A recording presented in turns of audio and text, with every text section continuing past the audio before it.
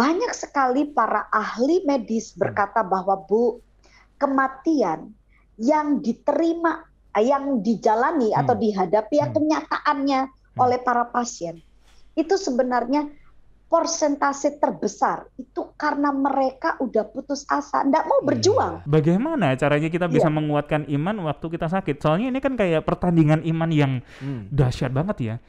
Tuhan kan bilang iya dan amin. Benar. Tuhan merancangkan kebaikan. Sementara saya ini lagi sakit. PPKM kan dilanjut lagi nih Jo. Ya, angka sih kalau saya lihat di IG-nya Kemenkes masih udah mulai menurun katanya. Iya, walaupun masih labil tinggi ya. Naik turun gitu ya. Kadang 20, kadang 30. Waktunya beli, Pak. Kalau lagi turun itu. Itu bukan saham, Pak. Ini positif Covid. Oh iya sih. Iya. Bapak masih mikirin saham. Pikiran, Pak, pikiran. Tapi ngomongin soal yang positif kan berarti banyak juga yang masih menderita ya Pak ya. Iya, sakit. Benar. Harus juga mungkin isoman di rumah atau di rumah sakit atau di rumah sehat. Kalau di Surabaya ada rumah sehat kan ya Sobat Rida. Dan gak sedikit juga loh Jo ya yang bilang saya udah gak kuat gitu ya. Bahkan kejadian yang paling bikin pedih hati saya adalah sahabat di gereja saya sendiri. Sampai dia tuh gak berani untuk reject video call. Jadi dia tuh mau video call terus karena dia isoman di rumah sakit. Bukan isoman di rumah sakit. Dirawat di rumah sakit. Dia tuh nggak berani untuk nurunin HP-nya. Dia takut, khawatir sekali gitu loh. Dan kekhawatiran itu yang kasihan juga kita lihatnya. Tolong jangan dimatiin ya video call-nya ya. Aku takut, aku khawatir gitu ya. Dari situlah saya mikir, waduh, topik ini lahir Sobat Raida. Bagaimana saya bisa menguatkan iman ketika saya sakit? Apakah memang nggak ada jalan lain selain harus telepon ke sanak famili atau mentor atau kakak rohani? Karena mungkin kalau sakit udah nggak bisa ngapa-ngapain juga. Isinya cuman hal-hal negatif yang ada di pikiran, khawatir gitu kan Joy ya. Maka dari itu kita akan kupas tuntas bersama seorang hamba Tuhan. Ini siapa nih Joy? Silakan. Beliau datang dari Sidoarjo. Iya. Via Zoom ya. Iya, bukan datang langsung. Enggak langsung ya. Datangnya via Zoom ya. Betul. Kita mau sapa dulu. Halo Pastor Vera Daniel. Shalom. Shalom, Bu Vera. Shalom Pak Nathan, Pak Jonathan. Halo sahabat Bahtera Yuda. Waduh, senang sekali saya lihat Pak Nathan. Sudah kembali hasil sehat. doanya akhirnya. Puji Tuhan. Pak Nathan enggak kurus ya. Iya, saya tuh ya mungkin ya pengennya setelah saya isoman saya mungkin agak kurusan. Ternyata tidak. Sama saja. Mungkin kalau porsi badan memang stabil gitu ya. Iya. Yang mengurus itu dompetnya. Betul. Sedikit harus diperbaiki kondisinya. Tuhan akan penuhkan lagi Pak. Amin. Vitamin Tuhan yang baik ya. Azitromicin, asetil itu harus diganti semua nanti. Harus bekerja keras lagi. Pastor Vera, makasih banget kalau hari ini boleh join di Bahtera Yuda FM. Hari ini kita bicara tentang mungkin banyak orang yang sedang ngalami ini, Pastor. Gimana saya bisa menguatkan iman ketika saya sakit? Dan mungkin ini pertanyaan yang, waduh, hampir semua mungkin yang bukan cuma COVID ya. Mungkin gejala sakit yang lain, itu kan juga sedang memikirkan hal ini. Gimana bisa lain, gitu ya. Masih bisa nggak sih, Pastor, kita bisa melihat kebaikan ketika kita sakit? Masih bisa nggak kira-kira? Jawabannya sangat bisa. Ya. Jadi kalau kita sakit masih bisa melihat hal yang baik, pasti bisa. Pasti bisa. Dari mana dasarnya? Saya ajak seluruh sahabat Bahtera Yuda untuk memperhatikan dalam 2 Korintus pasal 12 ayat 9. Ini pengalaman dari Rasul Paulus ya. Paulus berkata begini, "Tetapi jawab Tuhan kepadaku, cukuplah kasih karuniaku bagimu, sebab justru dalam kelemahanlah kuasaku menjadi sempurna. Sebab itu terlebih suka aku bermegah atas kelemahanku, supaya kuasa Kristus turun menaungi aku." Jadi ini kalau kita perhatikan, Paulus waktu itu dia mengalami yang dibilang bahwa ada duri dalam daging. Nah, dalam terjemahan asli memang ada yang menerjemahkan bahwa duri ini berbicara tentang penyakit yang hebat. Jadi satu penyakit yang membahayakan.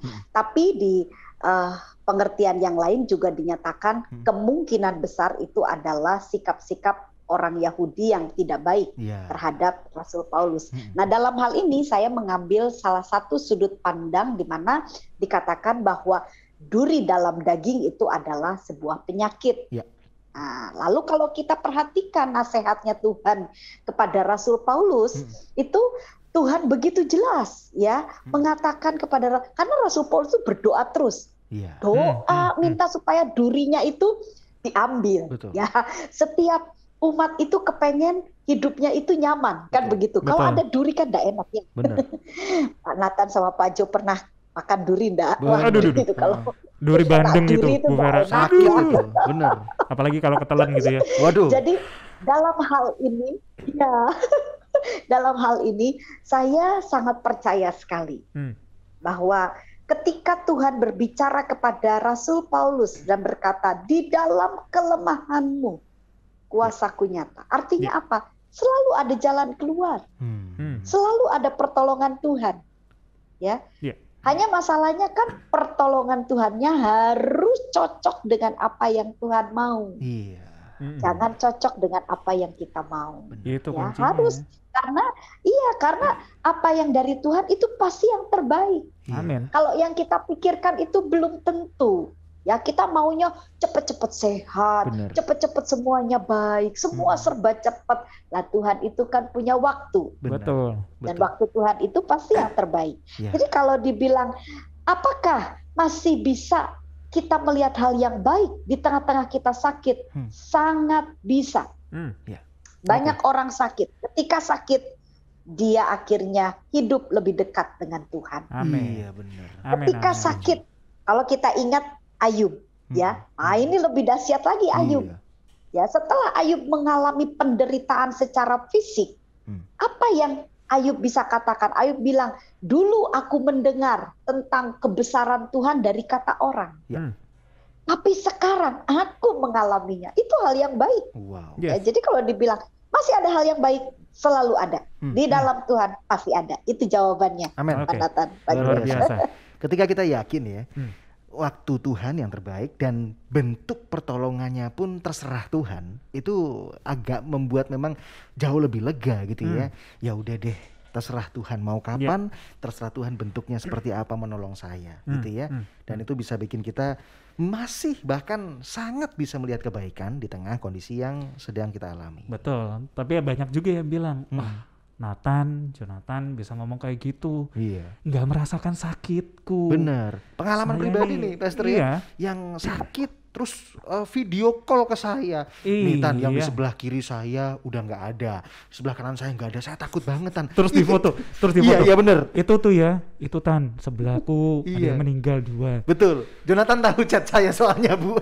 Jadi saya pun dikasih tahu, ini loh Tan, itu kan bikin kita gentar gitu ya Jo ya. Tapi yang mau kita tanyakan Bu Vera, bagaimana caranya kita bisa menguatkan iman waktu kita sakit? Soalnya ini kan kayak pertandingan iman yang dahsyat banget ya. Tuhan kan bilang iya dan amin. Benar. Tuhan merancangkan kebaikan. Sementara saya ini lagi sakit. Saya tuh nggak bisa melihat sembuh.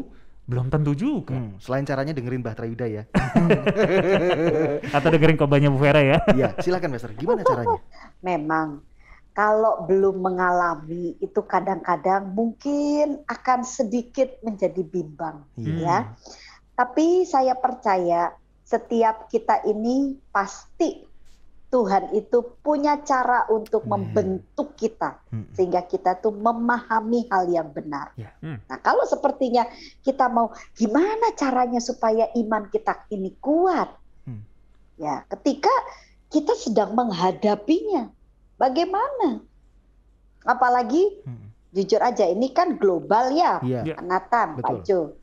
Artinya berita yang kita dengar ini saya aja jujur secara jasmani, batin terdalam saya tuh menjerit. Karena dalam seminggu itu bisa 2-3 kali berita. Benar. Yang meninggal. Yes. Yang meninggal ya. Yang terpapar itu sudah tidak tahu ini jumlahnya. Saya terakhir bulan lalu itu 185 nama yang saya doakan. Salah satunya saya. Yang terpapar, yang menghubungi saya. Iya. Jadi yang meminta doa, Bu Vera, saya sekeluarga terpapar. Bu Vera itu tiap hari Pak Nathan, Pak Jo. Tiap hari saya doakan. Tapi puji Tuhan, dari sebegitu banyak, saya sudah melihat tadi malam 70% sembuh. Wah, 70%. Nah, tapi di balik itu ada juga yang meninggal. Nah, condongnya manusia itu kan selalu melihat yang negatif ya. Benar. Yang sembuhnya ini banyak, tapi yang meninggal mungkin cuma 10%, 20%, tapi itu yang mengganggu pikiran kita. Benar. Dalam kondisi seperti itu, ini kan peperangan iman. Bagaimana ini kita ini supaya kita betul-betul kuat ya, iman kita nih kuat. Saya ngajak seluruh sahabat Bahtera Yuda ya, Pak Nathan, Pak Jonathan, kita kembali merenungkan apa yang sudah dialami oleh Raja Daud. Oh, ini luar biasa banget. Jadi Raja Daud itu pernah dia mengidap sebuah penyakit. Nah, di tengah kesakitannya ditambah lagi dia itu berhadapan dengan orang-orang yang mengkhianati dia. Jadi ini kalau digambarkan orang udah jatuh ketiban tangga gitu ya. Sama dengan kondisi kita hari ini. Kalau sepertinya teman-teman Bahtera Yuda ada yang sakit, udah sakit mendengar berita di kanan kiri banyak yang meninggal. Duh, rasanya itu kan gak nyaman. Ya gak nyaman sekali itu. Betul. Tapi bagaimana? Ini Raja Daud saya ajak untuk melihat di Mazmur pasal 41. Kalau di gadget itu ayat 3, kalau di Alkitab ya itu ayat 4 biasanya. Lalu di sini dikatakan Mazmur pasal 41 ayat yang ketiga, Tuhan membantu dia di ranjang. Waktu sakit di tempat tidurnya kau pulihkan sama sekali dari sakitnya. Saya mau nanti Pak Nathan, Pak Jonathan, seluruh sahabat Bahtera Yuda di rumah baca keseluruhan Mazmur pasal 41. Saya cuma simpulkan saja. Jadi ini masalahnya Daud itu menghadapi sesuatu yang tidak nyaman secara fisik. Sudah tubuhnya sakit, orang-orang di sekitarnya pun mengecewakan. Berita-berita yang didengar ini tidak nyaman. Tetapi anugerah Tuhan yang besar, Daud akhirnya ditolong Tuhan dengan luar biasa. Ya, sampai Daud mengatakan, di tempat tidur kau pulihkan. Kenapa? Daud merasakan pertolongan Tuhan, ada kesembuhan, ada pemulihan. Nah, gimana kok Daud itu bisa sampai sebegitu yakin kalau dia itu disembuhkan karena Tuhan? Nah, itu kan harus ada sesuatu dulu yang mendasari. Ya, kadang-kadang kita itu lagi sakit. Gimana kita meyakinkan kalau Tuhan itu pasti tolong kita? Betul nggak Pak Nathan? Pak Jo? Betul. Itu kan penting. Itu dasarnya. Yakin dulu. Kalau nggak yakin, ya maaf. Keputusasaan. Itu akan membuat kita menghadapi sesuatu yang tidak baik. Ya maaf. Saya mendengar, karena ini kan jemaat ini juga banyak yang ahli medis. Ya, mereka semua memberikan masukan kepada saya ketika saya mengkontak mereka, minta informasi kondisi mereka, kondisi masyarakat. Banyak sekali para ahli medis berkata bahwa Bu, kematian yang diterima, yang dijalani atau dihadapi yang kenyataannya oleh para pasien, itu sebenarnya persentase terbesar itu karena mereka udah putus asa, nggak mau berjuang. Itu dia. Nggak mau berjuang. Jadi sudah, ya udah pasrah begitu loh.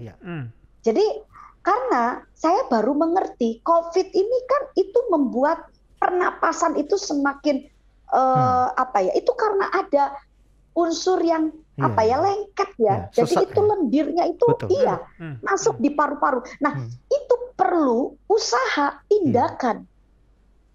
Jadi beberapa orang mengalami kesembuhan, kesehatan. Salah satunya karena dia punya cara berpikir yang positif, yang baik. Jadi Pak Nathan ini sangat-sangat penting buat kita. Jadi Daud, kenapa dia itu betul-betul sangat percaya kalau Tuhan pasti menolong dia.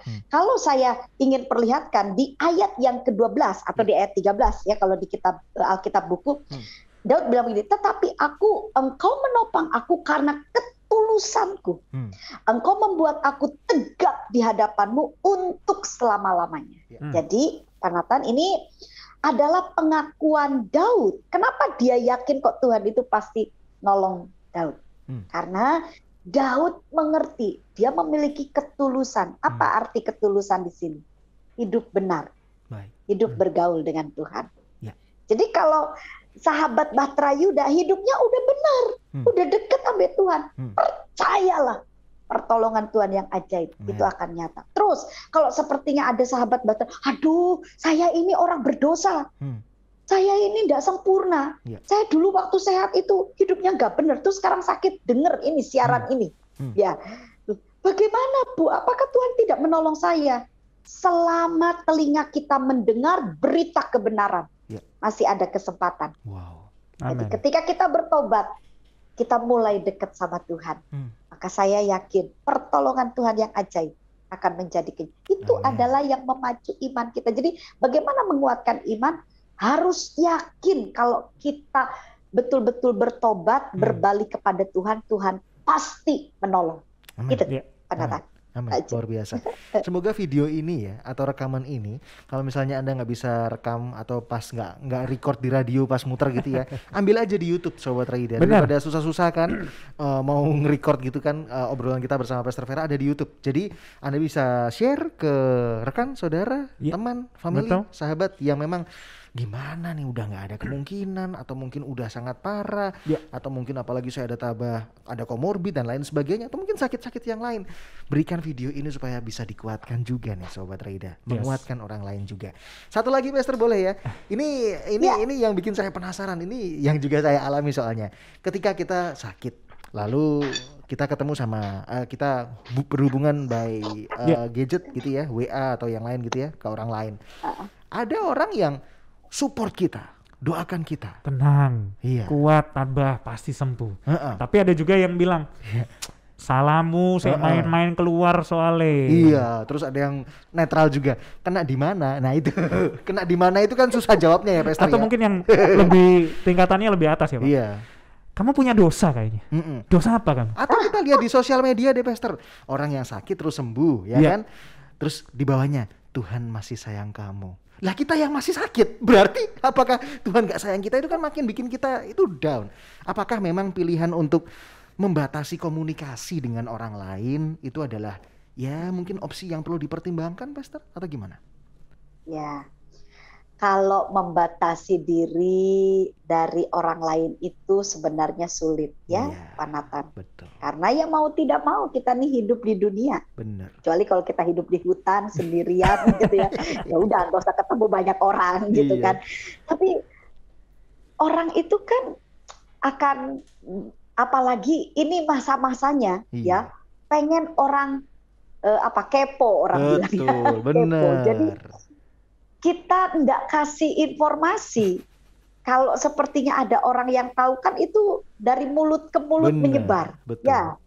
Menyebar. Jadi kalau untuk membatasi diri, buat saya itu kurang tepat, kurang bijak. Baik. Karena waktu orang lain bertanya kepada kita, mungkin hubungi kita, kontak kita, lalu kita tidak mau merespon. Saya kira orang menjadi berpikir lebih tidak baik. Iya. Benar. Ya, jadi kalau dalam hal ini berkaitan dengan orang-orang di sekitar kita, sebenarnya untuk cara kita membuat kita tetap tenang menghadapi respon-respon dari setiap pembicaraan orang, itu kita yang pertama harus memiliki pemahaman yang benar. Nah, apa ini pemahaman yang benar? Kan ketika kita sakit itu banyak loh. Ini saya sempat dengar celotehnya mamah mertua. Mamah mertua bilang gini, ya opo ya katanya. Ini setiap hari bilang harus minum ini, harus jemur, harus gini, harus gini. Semua tak lakoni jadi mumet. Karena berita ini kan banyak. Ya harus begini, harus begitu. Berita itu ada yang positif, ada yang negatif. Nanti dibilang lagi, gak boleh seperti ini, harus begini. Nah ini kan kalau kita tidak punya pemahaman, akhirnya kita diombang-ambingkan. Betul. Kita kayak seperti dibuat kayak bola pingpong, cemes sana cemes, kan begitu ya. Nah, jadi kalau menghadapi setiap informasi, setiap apapun masukan-masukan dari banyak orang kepada kita, yang pertama kita harus punya pemahaman yang benar. Pemahaman yang benar dasarnya apa? Yang pertama bagi saya pemahaman yang benar adalah firman Tuhan. Apapun kata orang, kita harus percaya kepada perkataan Tuhan. Kan begitu ya, Pak Nathan? Betul. Ya orang mau ngomong apa tentang kita? Ya sudah. Ya kalau sepertinya orang tanya, di mana? Kamu kok bisa sampai terkena COVID? Jawab dengan tenang saja. Ya saya enggak tahu virus itu enggak kulo nuwun kok. Coba kalau virusnya itu ketemu gitu ya. Permisi ya, saya mau masuk gitu. Lah ya itu kan kita bisa tahu. Virus tidak pernah tahu. Kalau dibilang ceroboh, maaf. Saya ingin kalau mau jujur-jujuran, siapa manusia yang sempurna di muka bumi ini? Bisa betul-betul sehat 100%. Bisa betul-betul berkata, oh saya ini menjaga diri 100%. Saya sendiri sampai detik ini dengan suami. Ya saya ini kan aktivitas tinggi, Pak Nathan. Saya seorang pembicara. Saya hamba Tuhan. Nggak mungkin hanya gara-gara COVID terus saya tidak beribadah. Saya tidak melayani, kan tidak mungkin. Terus orang bilang, loh ceroboh loh Bu Vera. Bu Vera ini nanti itu kena loh. Loh, kalau dibilang ceroboh, saya ngikutin aturan pemerintah. Kalau pemerintah katakan tidak boleh onset, ya saya tidak. Kan begitu. Tapi ketika pemerintah dikatakan sudah boleh, tempat-tempat ibadah dibuka. Loh Pak Nathan, mau tidak mau? Masa pemerintah memperbolehkan, terus saya sebagai pendeta, terus ya, aduh takut di rumah aja. Kan tidak bagus. Jadi saya tetap melakukan apa yang sudah ditetapkan. Tapi itu, saya dengan suami berpikir, tidak mungkin saya tidak terpapar virus itu. Tidak mungkin.